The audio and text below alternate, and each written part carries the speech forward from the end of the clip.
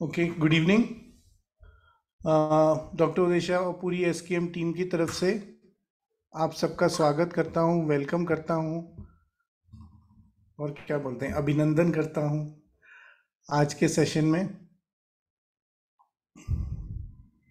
आज का मेडिटेशन थोड़ा इंटरेस्टिंग होने वाला है। Coat in heaven. ओके, तो आप में से काफ़ी लोग जानते हैं सर मुझे ऐसे टॉपिक क्यों देते हैं, because by profession I am a lawyer. तो इसलिए सर ने मुझे टॉपिक दिया है आज, कोर्ट इन हेवन। बट जो हमारी कोर्ट होती है, हमारे जो जुडिशियल सिस्टम है, चाहे वो किसी भी कंट्री का हो, उसमें जो कोर्ट होती है और हेवन में जो कोर्ट होती है उसमें बहुत अंतर है। तो उन सिमिलैरिटीज डिफरेंसेस को समझेंगे, बस 2-5 मिनट समझेंगे। मेन तो ये मेडिटेशन आज प्रैक्टिकल है, ये सेशन पूरा आज प्रैक्टिकल है। और इसके दो इंटरेस्टिंग चीज़ें हैं। एक तो ये कि आज हम कोर्ट ऑफ गॉड या कोर्ट इन हेवन देखेंगे। ओके, और सबसे बड़ी चीज़ इसमें यह है कि एक्चुअल में हमारी लाइफ में ये चीज़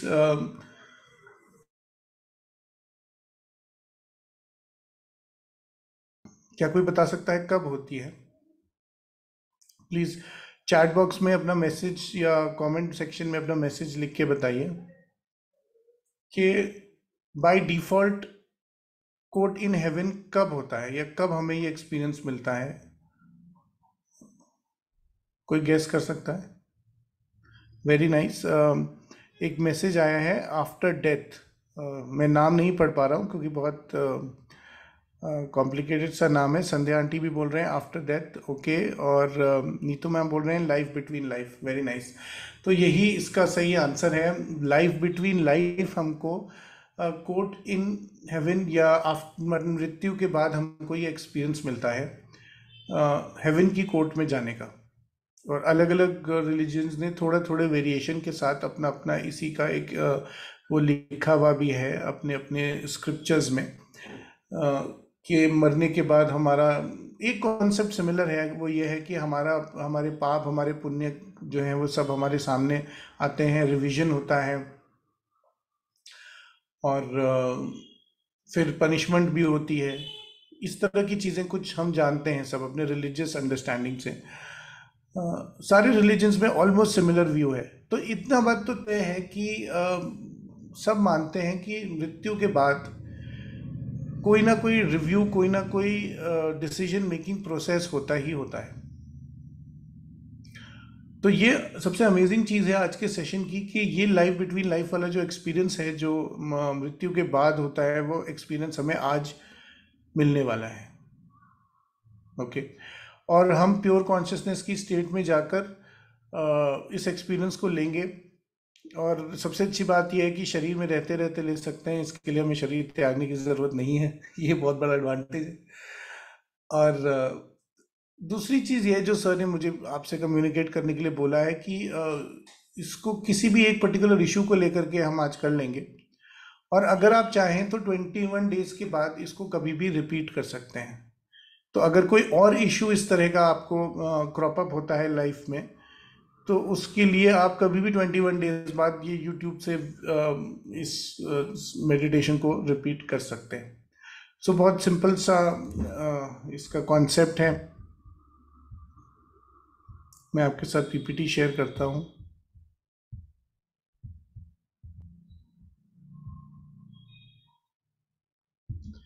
ओके, तो ह्यूमन कोर्ट और गॉड्स कोर्ट में अंतर क्या है, पहले ये समझ लेते हैं वेरी क्विकली। ह्यूमन कोर्ट में अनसर्टेन जजमेंट्स होते हैं। तो नॉर्मली हमारा जो लॉ है, जैसे हिंदुस्तान में है, वो कोडिफाइड लॉ है। तो यानी कि हर सज़ा का, हर एक पर्टिकुलर क्रिमिनल एक्शन के लिए एक पनिशमेंट प्रिस्क्राइब्ड है। लेकिन जो लोग थोड़ा सा भी लॉ से वाकिफ़ हैं, जानते हैं, उनको मालूम है कि ज़्यादातर केसेस में एक पर्टिकुलर पनिशमेंट ना दे करके एक रेंज पनिश के तौर पे पनिशमेंट दी गई है। जैसे कि फॉर एग्जांपल सीरियस ऑफेंसेस के लिए कहीं कहीं पे 10 years to लाइफ दिया गया है, लाइफ इम्प्रिजनमेंट, या कहीं कहीं पे किसी ऑफेंस को लेकर के 3 to 4 years, 3 to 5 years ऐसे दिया गया है।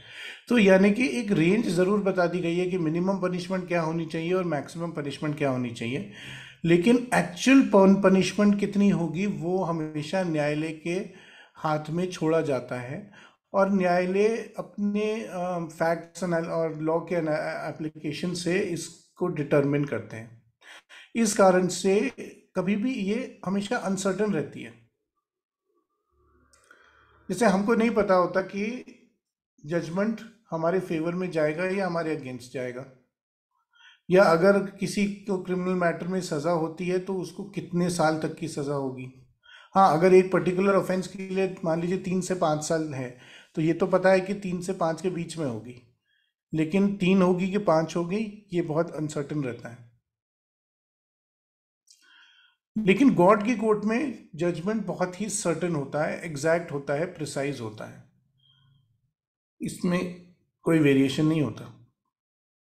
यानी कि जो भी आपके कर्म होते हैं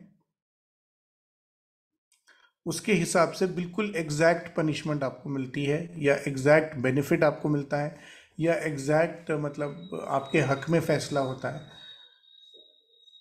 तो इसलिए ह्यूमन कोर्ट और गॉड कोर्ट में ये एक मेजर डिफरेंस है। दूसरा है, ह्यूमन कोर्ट में अलग अलग जगह पर अलग अलग रूल्स हैं। जैसे कि कुछ कंट्रीज में अलग अलग ऑफेंसेस को लेकर के अलग अलग रूल्स हैं। जैसे कि कुछ कुछ कंट्रीज में नार्कोटिक सब्सटेंसेस को यूज़ करना लीगल भी कर दिया गया है, कहीं कहीं पे ये इलीगल है, कहीं कहीं पे चोरी जैसी सज़ा के लिए हाथ काट दिए जाते हैं, कहीं पे चोरी एक माइनर पनिशमेंट, माइनर ऑफेंस माना जाता है, कहीं कहीं पे रेप को लेकर के सिर्फ 2 3 4 5 से 5 साल की सज़ा है, पर इंडिया में इसके लिए सज़ा बहुत ज़्यादा है। तो इस तरह के जो डिफरेंसेस हैं ये जगह जगह पर जुरिस्डिक्शन के हिसाब से या कंट्री के हिसाब से, कानून के हिसाब से अलग अलग हैं। कुछ ऑफेंसेस हैं जैसे कि जो रिलीजियस कंट्रीज़ हैं वहाँ पे रिलीजन के खिलाफ जाना एक ऑफेंस है, बट डेमोक्रेटिक कंट्रीज़ में अगर आप किसी के सेंटिमेंट्स हर्ट नहीं कर रहे हैं और केवल अपनी ओपिनियन एक्सप्रेस कर रहे हैं तो वो ऑफेंस नहीं है। तो इस तरह से अलग अलग जगह पर अलग अलग कानून है, यूनिफॉर्मिटी नहीं है। लेकिन कोर्ट, गॉड की कोर्ट में यूनिफॉर्मिटी है। तो आप चाहे एज एन इंडियन मरे, एज अ ब्रिटिशर मरे, एज एन अमेरिकन मरे, किसी भी धर्म के आप हों, किसी भी देश के आप हों, जब आपकी मृत्यु होती है और कोर्ट के गॉड के कोर्ट में आप जाते हैं तो एक यूनिफॉर्म ही रूल आपके ऊपर एप्लीकेबल होता है। इसमें एक चीज़ समझने की और ज़रूरी है, वो ये है कि जो आपके सोल के या आपके जो कर्म है उससे गॉड कभी भी प्रभावित नहीं होते। अब ये चीज़ समझने की है कि हमारे जो लीगल सिस्टम है उसमें एक कॉन्सेप्ट होता है प्रीवियस कंडक्ट करके उसे बोलते हैं, यानी कि पहले आपका आचरण कैसा रहा है उससे न्यायालय अपने जजमेंट में प्रभावित होता है। यानी कि अगर कोई पहले बहुत अच्छा रहा है, उसने बहुत पॉजिटिव काम किए हैं, उसने सोसाइटी की मदद की है, तो न्यायालय अगर उससे पनिश भी करता है तो भी इस चीज़ को कंसिडर करते हुए कम पनिशमेंट देता है। लेकिन गॉड की कोर्ट में ऐसा नहीं होता।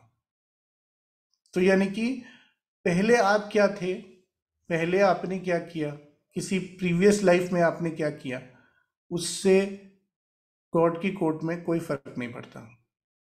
तो जब आप कोर्ट के सामने खड़े होते हैं, जिस चीज़ के लिए भी आप उनके सामने खड़े हैं उसके अनुसार ही आपको निर्णय मिलता है। उससे पहले उसके बाद आपने क्या किया क्या नहीं किया उससे उन्हें कोई फर्क नहीं पड़ता। तो अगर आप बहुत बड़े संत रहे हैं लेकिन आपने छोटा सा कोई क्राइम कर दिया, तो गॉड की कोर्ट में उसे वही माना जाएगा जो बाकी क्या कहते हैं लोगों को उस कर्म के लिए माना जाएगा। आपके संत होने से उन्हें कोई फर्क नहीं पड़ेगा।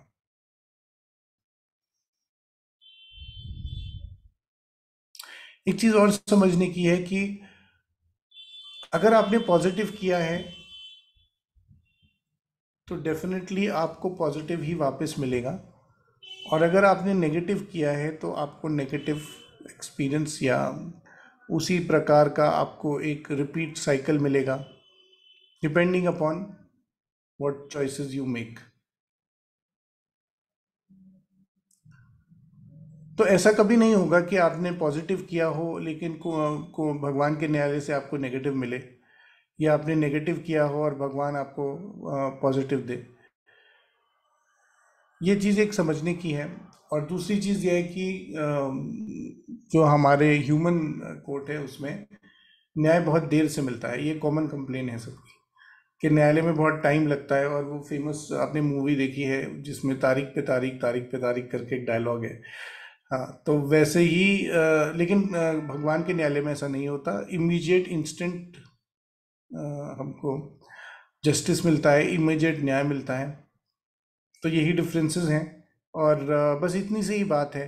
और मेन चीज़ मेडिटेशन की है, तो मैं मेडिटेशन के बारे में आपको एक्सप्लेन करता हूँ कि कैसे हम आज इस मेडिटेशन को करेंगे।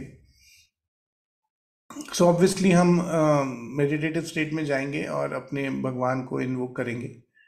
और फिर आज बहुत ज़ोर से अपने गुरुओं को, मास्टर्स को इन्वोक कीजिएगा, क्योंकि आज वो आपके वकील भी बनने वाले हैं।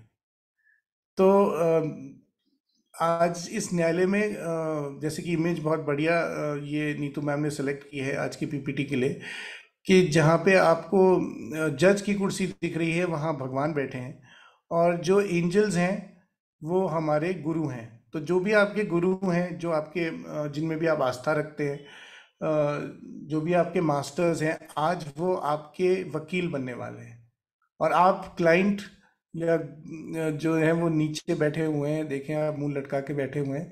तो आपने अपनी अर्जी जो है वो डायरेक्टली भगवान से नहीं करनी है। आपने अपनी चीज़, अपना एक्सप्लेनेशन, ये एक थोड़ा सा डिफरेंस पॉइंट नोट कर लीजिएगा इसको।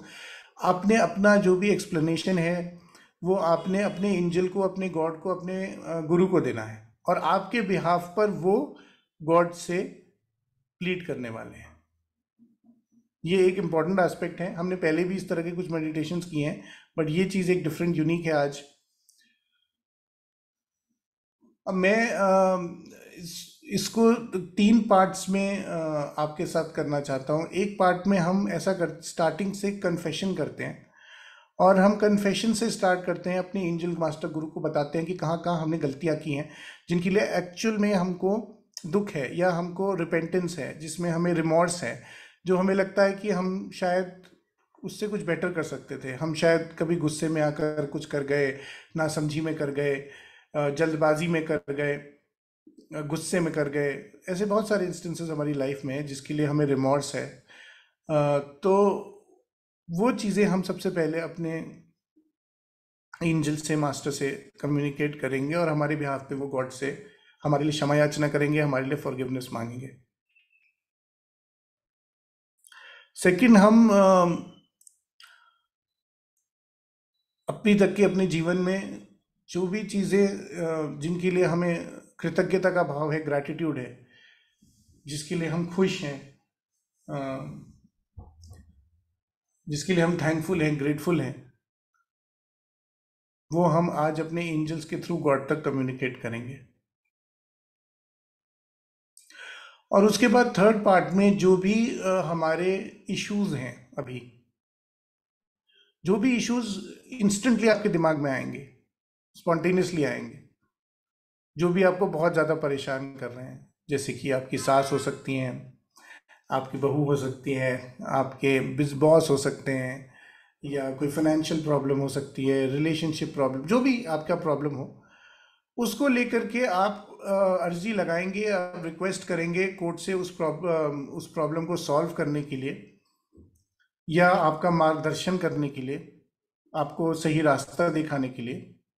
ऐसा भी हो सकता है कि आपके मन में कोई दुविधा हो कि मैं इंजीनियरिंग करूं कि मेडिकल करूं। इस तरह की कोई 2 चॉइसेस के बीच में अगर आपको करना हो, तो उसमें भी आप जजमेंट कोर्ट से ले सकते हैं।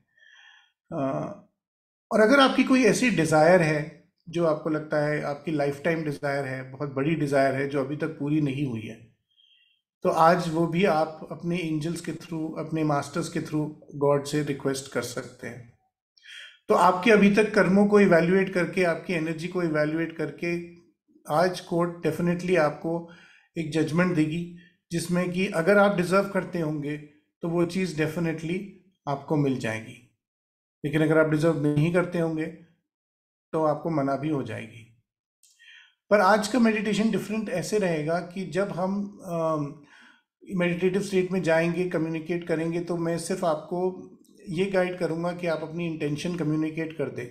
लेकिन उसके बाद जो कॉन्वर्सेशन आपके एंजल, मास्टर, गुरु और भगवान के बीच में होता है, आज आपको उसको बहुत ध्यान से सुनना है।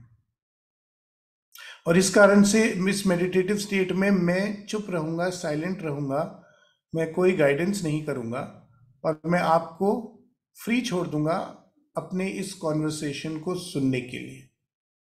क्योंकि मेन उद्देश्य आज के पूरे सेशन का इस कॉन्वर्सेशन को सुनना है और इसमें मिलने वाली गाइडेंस को अपने जीवन में एब्जॉर्ब करना है। So I hope it is clear. अगर कुछ किसी को डाउट है तो चिंता मत करिए, बहुत सरल सा सेशन है और मेजॉरिटी ऑफ द टाइम मैं आपको गाइड करते जाऊंगा, तो बड़ी कन्वीनियंटली हम इसको कर पाएंगे। सो अब अगर आप लोग इजाज़त दें तो हम इस सेशन को अब स्टार्ट करते हैं। Okay, thank you Saroj ji. सबसे पहले सरोज जी ने परमिशन दी है। ऑलराइट, सो एक आरामदायक जगह में बैठ जाइए, कंफर्टेबल पोस्चर ले लीजिए।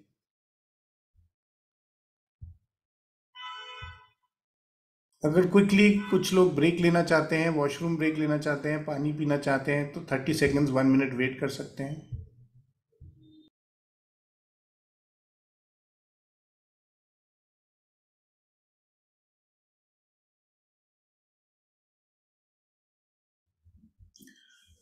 13 तारीख से 17 तारीख तक शिरडी रिट्रीट अनाउंस हो चुकी है।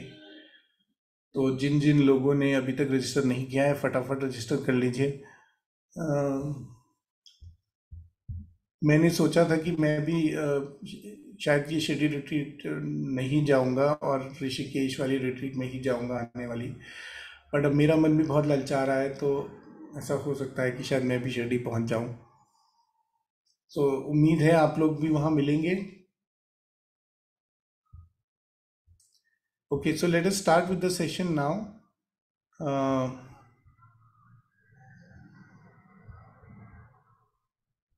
अपनी आंखें बंद कर लीजिए।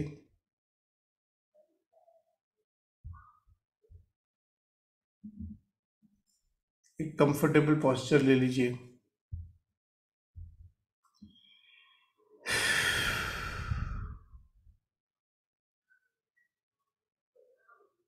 रिलैक्स होते हुए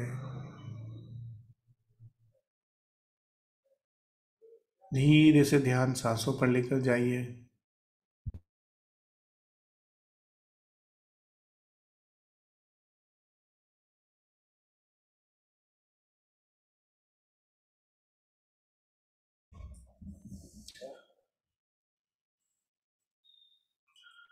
अपने ध्यान को रिलैक्स होते हुए शरीर,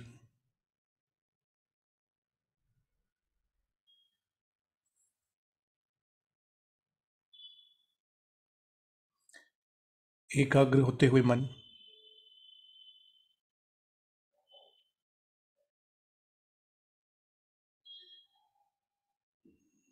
शून्य होते हुए विचारों,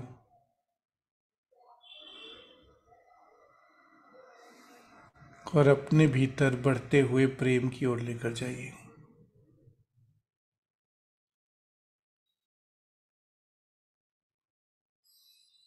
अपने अनाहत चक्र, हार्ट सेंटर पर फोकस करते हुए दिल की गहराई से अपने भगवान को, गुरु को, ईश्वर को, अपने मास्टर्स को याद कीजिए।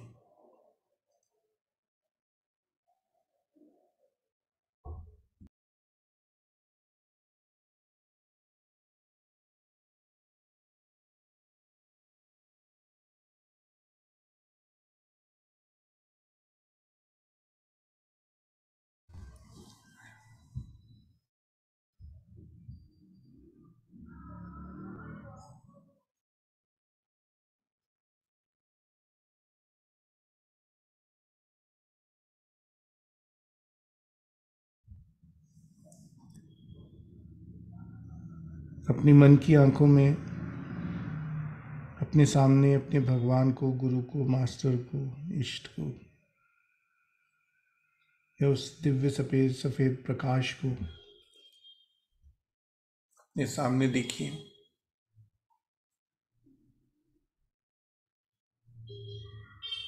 सारे हीलर्स दिव्य सिंबल्स का प्रयोग करके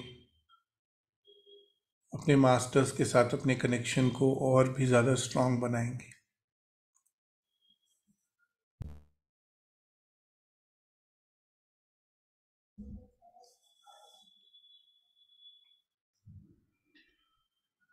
देखिए कैसे आपके गुरुओं से आती हुई दिव्य ऊर्जा, उनका प्रेम, उनका आशीर्वाद सफेद रोशनी, सफेद प्रकाश के रूप में आपके सहस्त्रार चक्र को भेदता हुआ आपके शरीर में प्रवेश करता हुआ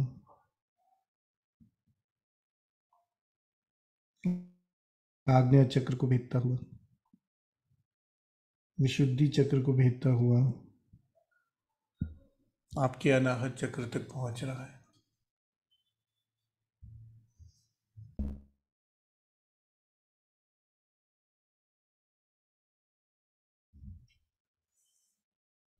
इस डिवाइन वाइट लाइट को, इस सफेद दिव्य प्रकाश को अपने अनाहत चक्र में बढ़ता हुआ, उसको विस्तृत करता हुआ, एक्सपैंड करता हुआ महसूस कर सकते हैं।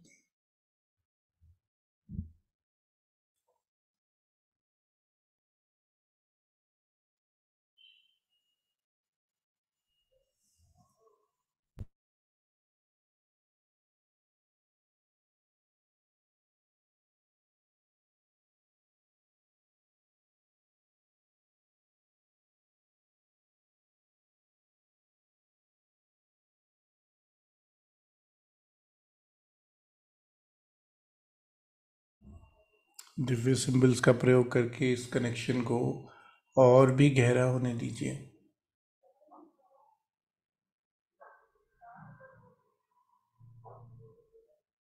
अपनी मन की आंखों में देखिए, कल्पना कीजिए, विजुअलाइज कीजिए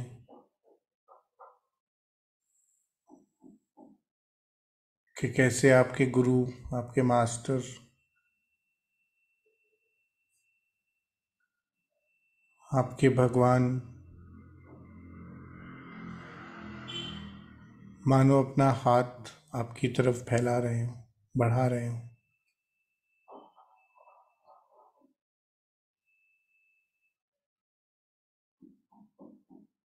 और आपने अब उनके हाथ को पकड़ लिया।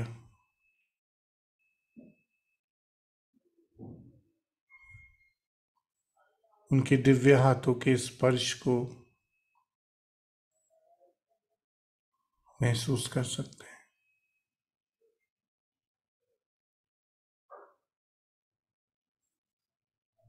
और अब धीरे धीरे ऊपर की तरफ जाते हुए वो आपको अपने साथ ऊपर लेकर जा रहे हैं।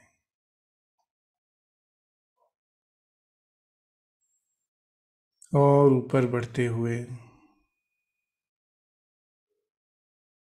हवा में उड़ते हुए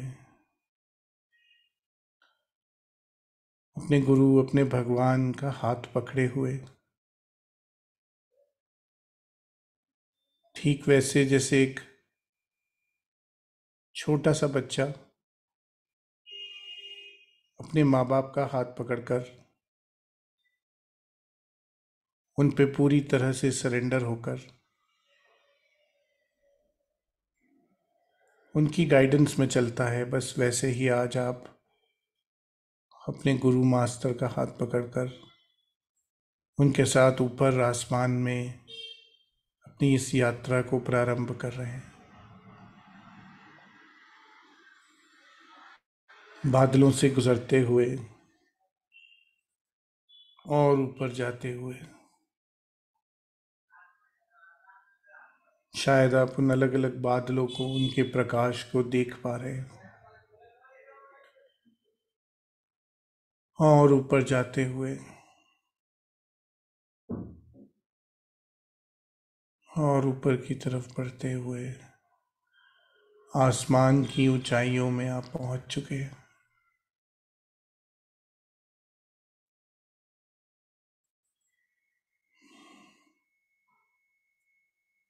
और भी ऊपर, वहां सामने देखिए कैसे एक बहुत ही शाइनिंग चमकीला रोशनी का स्रोत नजर आ रहा है, सोर्स नजर आ रहा है। और आपके मास्टर, आपके गुरु आपको उसी रोशनी की ओर लेते जा रहे हैं।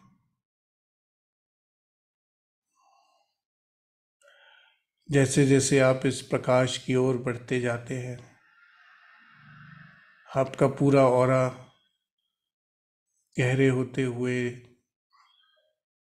प्रबल होते हुए प्रकाश के साथ क्लेंस होता जाता है।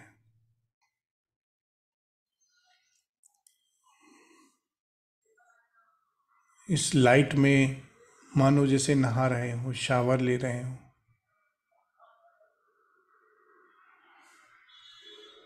और साथ साथ इस रोशनी के और नजदीक आते हुए उस स्रोत के पास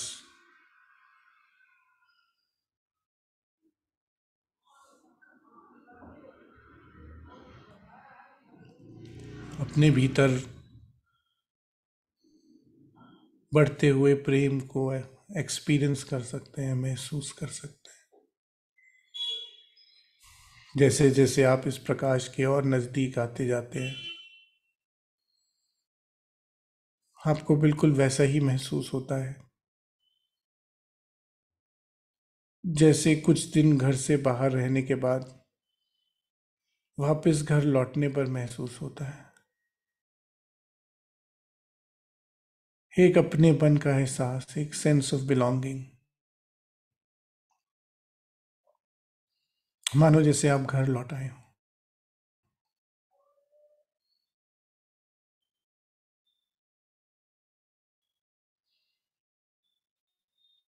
इस दिव्य सफेद ऊर्जा को और भी प्रबल होता हुआ, अपने चारों ओर फैलता हुआ और अपने भीतर से गुजरता हुआ, पास होता हुआ महसूस कर पा रहे हैं।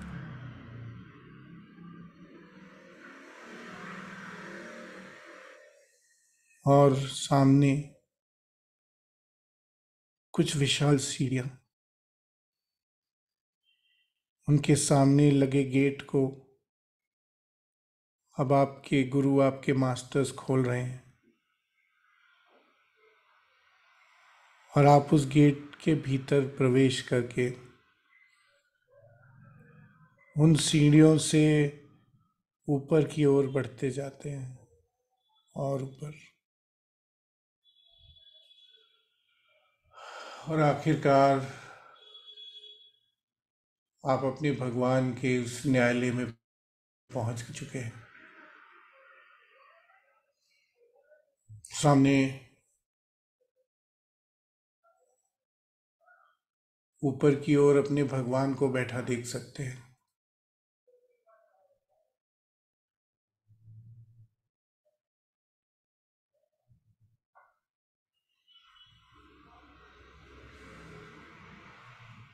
शायद अपने मन के अंदर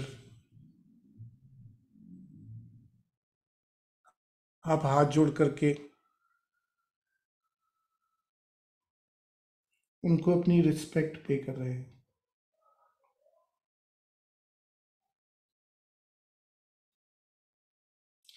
या शायद इस प्रेजेंस में, उनकी उपस्थिति में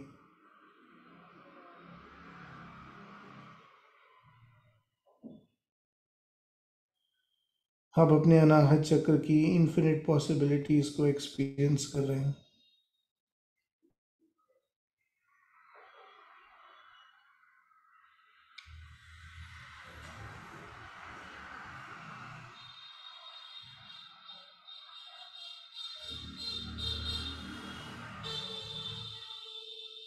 अपने परमात्मा से मुलाकात, मीटिंग को देखकर एक अलग ही अनुभूति का एहसास।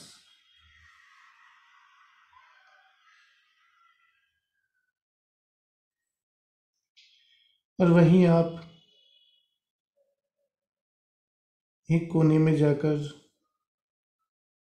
खड़े हो गए हैं या बैठ गए हैं,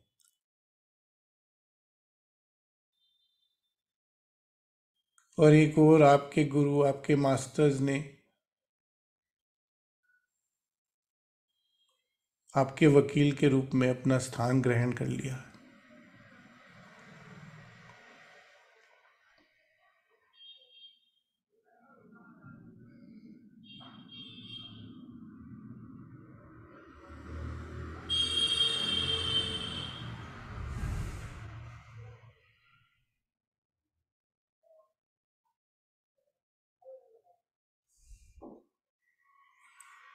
और एक संकेत के साथ आपको मालूम पड़ता है कि न्यायालय की कार्यवाही अब शुरू हो गई है।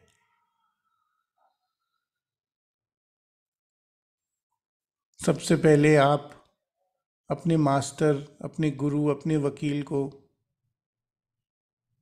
इस जीवन में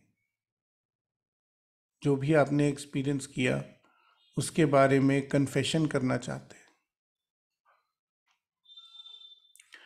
जो भी गलतियां आपसे हुई, जाने अनजाने में हुई,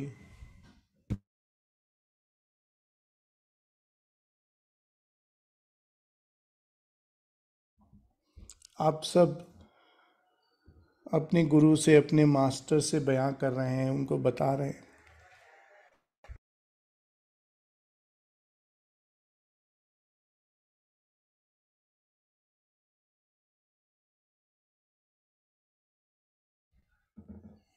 अगर आपने कुछ गलतियां अपने गुस्से की वजह से कर दी, जल्दबाजी की वजह से, नासमझी की वजह से, घृणा की वजह से, तो आज सब कन्फेस कर दीजिए अपने भगवान के सामने, अपने वकील के जरिए, अपने मास्टर, अपने गुरु के माध्यम से सारा कन्फेशन कर दीजिए।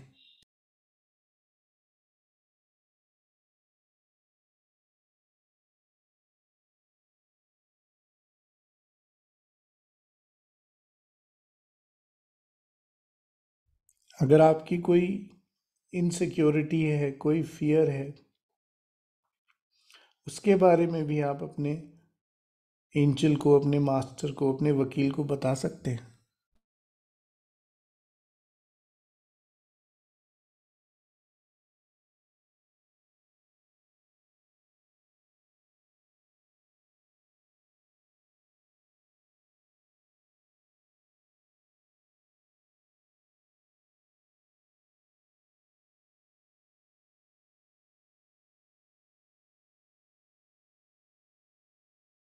जाने अनजाने में कोई भी भूल अगर आपने की है तो सब अपने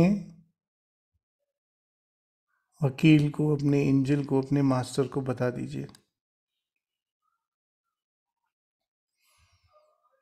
और इसके बाद अब शांत हो जाइए, मौन हो जाइए, साइलेंट हो जाइए।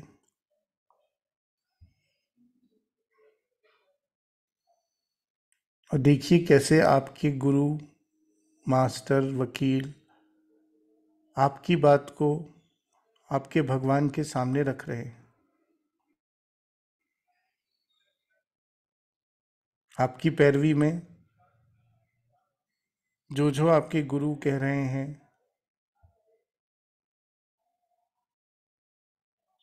और जो भी उत्तर भगवान दे रहे हैं,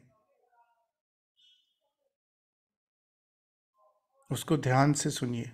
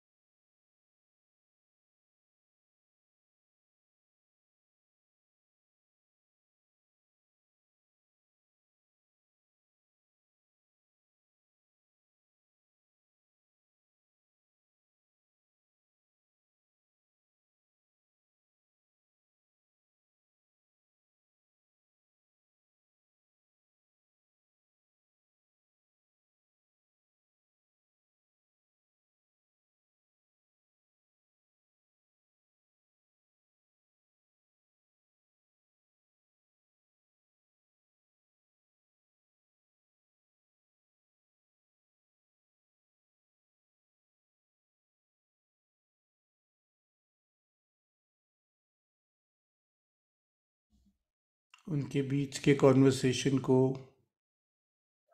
ध्यान से सुनिए।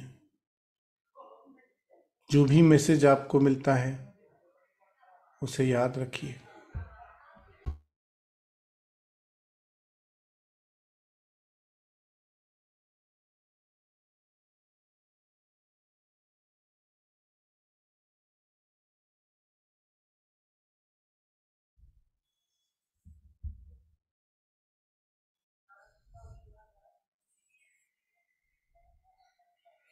उनके मैसेज को पूरी तरह से समझने के बाद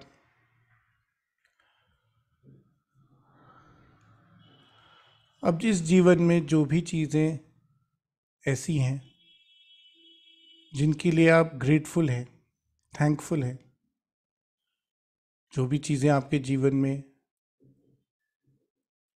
आपको हैप्पीनेस देती हैं, जिनसे आप खुश हैं, कोई भी ऐसी चीज़ जिसके लिए आप गॉड को थैंक्स बोलना चाहते हैं, तो अपने वकील, अपने एंजल को बताइए।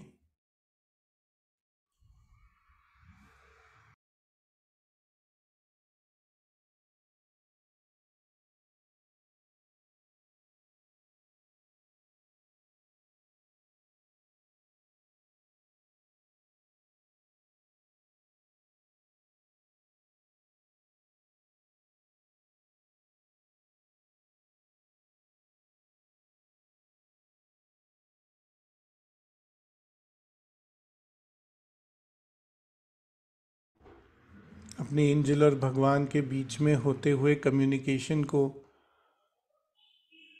ध्यान से सुनिए।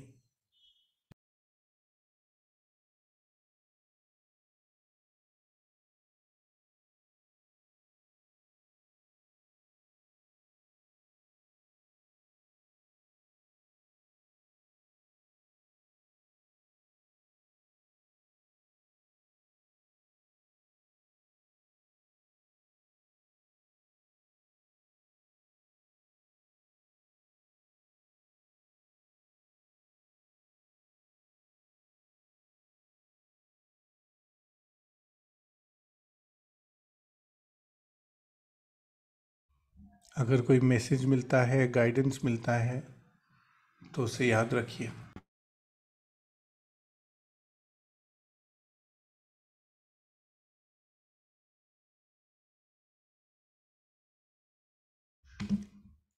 और अब समय है अपने इशू, अपनी प्रॉब्लम या अपनी डिज़ायर को अपने वकील के माध्यम से भगवान तक पहुंचाने का। अगर आपके जीवन में ऐसा कोई प्रॉब्लम है, इशू है, जिसका सल्यूशन नहीं मिल रहा, तो अपने वकील को बताइए।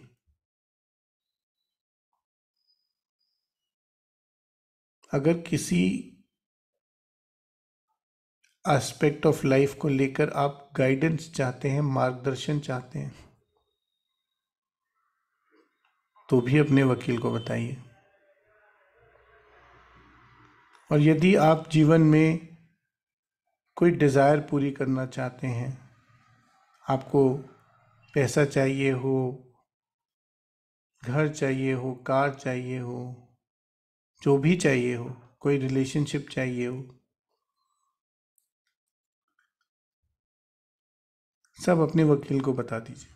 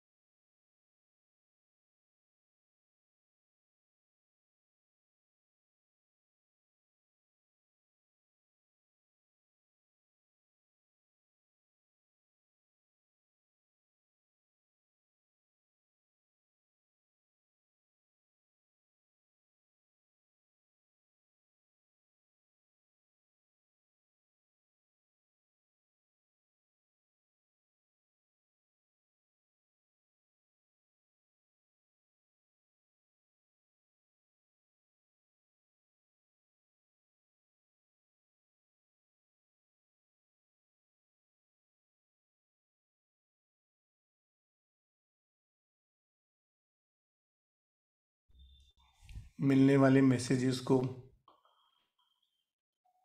अपने एंजल और भगवान के बीच में होने वाली बातचीत को, कम्युनिकेशन को ध्यान से सुनिए।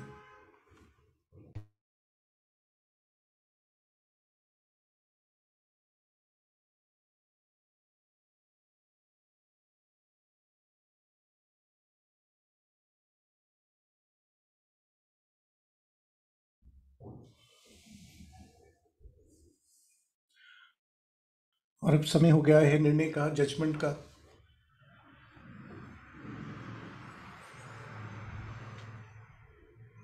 संकेत मिलने पर आप और आपके वकील दोनों ही खड़े होकर भगवान के सामने, जज के सामने अपने जजमेंट का, अपने फैसले का इंतज़ार कर रहे हैं।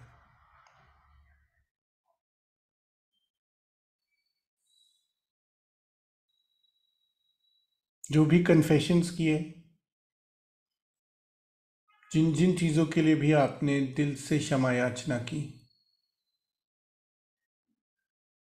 उन सब कार्यों के लिए आपके भगवान आपको फॉरगिव कर रहे हैं।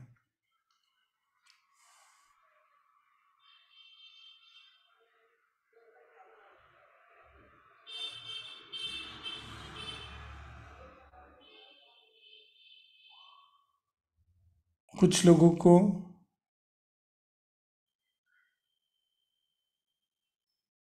इस संदर्भ में गाइडेंस भी प्राप्त हुई है। शायद पश्चाताप के लिए उन्हें कुछ कार्य करने होंगे।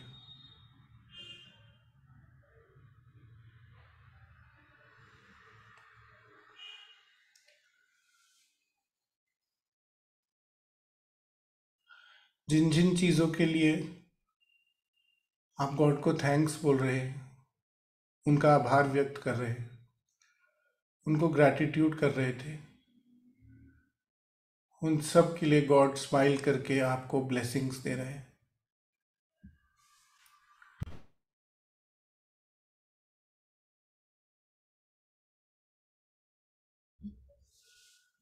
आपको आशीर्वाद दे रहे हैं।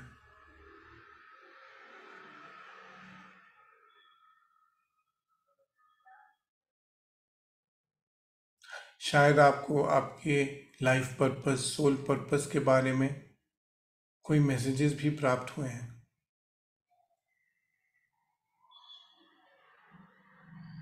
अब आपको उन पे अमल करना है, एग्जीक्यूट करना है।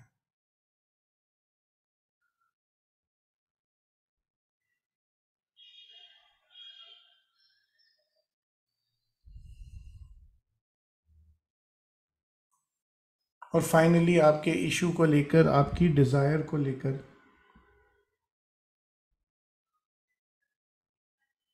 आपके कर्मों के अनुसार, आपके स्पिरिचुअल लेवल के अनुसार, आपकी साधना के अनुसार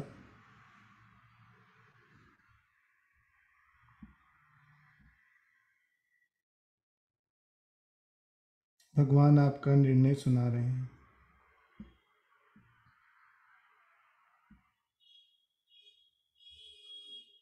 अगर आप डिज़र्व करते हैं तो आज आपकी रिक्वेस्ट मंजूर हो गई है।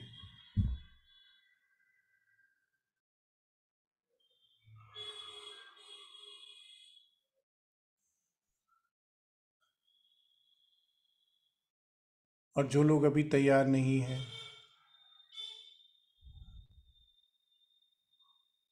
उनको और हीलिंग करनी है, और साधना करनी है, अपने ऊपर और काम करना है।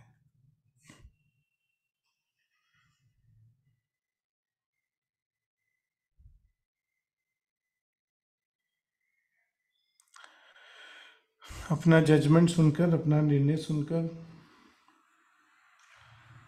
कृतज्ञता के भाव के साथ, ग्रैटिट्यूड की फीलिंग के साथ, मिले हुए संदेशों को, मिले हुए मार्गदर्शन को याद रखते हुए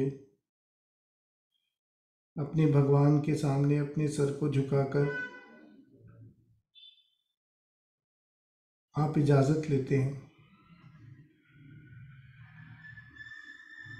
और न्यायालय की कार्यवाही समाप्त होती है।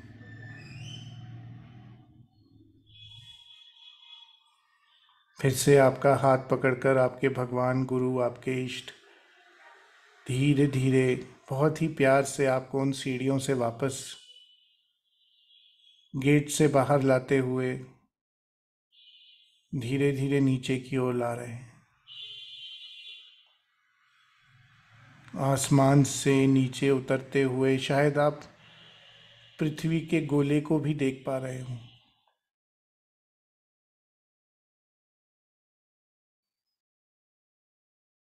बादलों के बीच से वापस लौटते हुए नीचे और नीचे वापस अपने कमरे में उसी जगह लौटते हुए जहाँ से आपने ये यात्रा प्रारंभ की थी। पूरे तरह से अपने शरीर में वापस लौट चुके हैं। आपकी सारी ऑरिक बॉडीज, एनर्जेटिक बॉडीज पूरी तरह से वापस आपके शरीर में लौट चुकी हैं।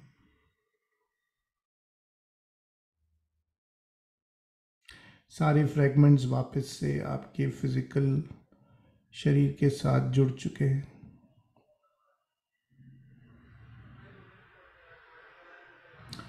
अपने ध्यान को अपने अनाहत चक्र पर, अपने हार्ट सेंटर पर लाइए। अपने गुरु का, भगवान का, ईश्वर का, इष्ट का, सबका धन्यवाद कीजिए। अपने भगवान का जिन्होंने आज अपनी अदालत में निर्णय दिया। अपने गुरु का, मास्टर का, जिन्होंने वकील के रूप में आज आपकी पैरवी की।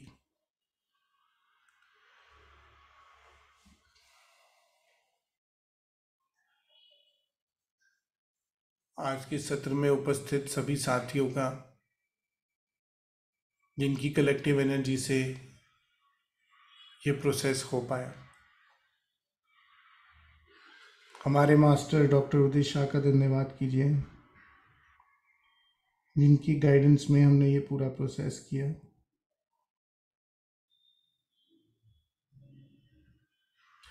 और अपने आप का, अपनी आत्मा का धन्यवाद कीजिए, जिसने आज ये ट्रांसफॉर्मेशनल प्रोसेस किया। मिली हुई गाइडेंस को, मिली हुई संदेशों को याद रखते हुए और उन पर एक्ट अपॉन करना, उन्हें एग्जीक्यूट करना, उन्हें इम्प्लीमेंट करने का अपने आप से वादा करते हुए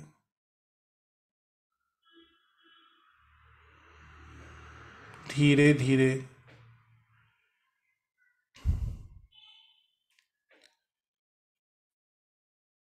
अपने ध्यान को अपने शरीर पर लाइए।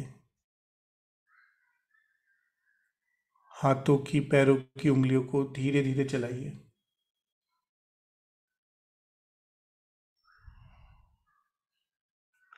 हाथों को आपस में मलिए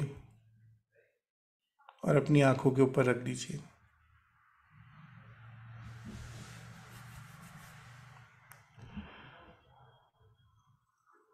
हाथों को, आंखों को कप करते हुए धीरे से अपनी आंखों को खोल लीजिए और इस सारी एनर्जी को अपनी आंखों के जरिए अपने शरीर में, अपने ऑरा में अब्जॉर्ब होने दीजिए।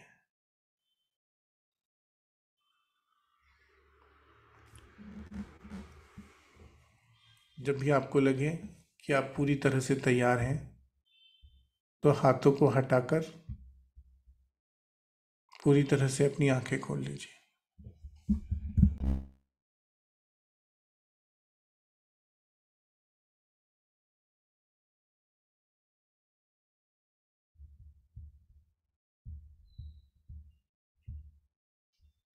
So welcome back. I hope आपने आज के सेशन को एंजॉय किया।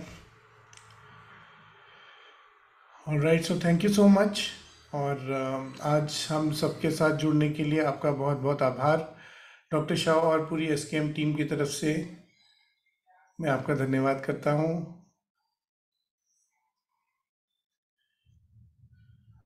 सो नेक्स्ट संडे फिर मिलेंगे, तब तक के लिए bye, have a nice day and always keep smiling.